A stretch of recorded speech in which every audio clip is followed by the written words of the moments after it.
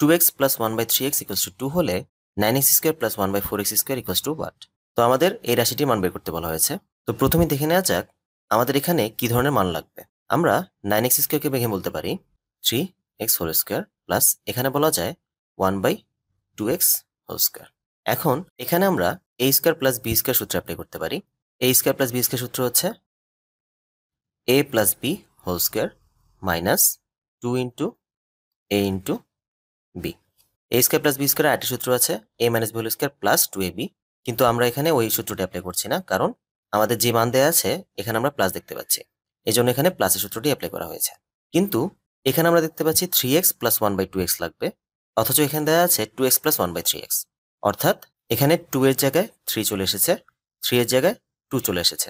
তো আমরা এই ক্ষেত্রে ডিরেক্ট মান বের করার জন্য একটি কাজ করতে পারি, এখানে উভয় পক্ষে 3/2 গুণ করে দিতে পারি। তো এখানে যদি আমরা 3/2 গুণ করি তাহলে আসবে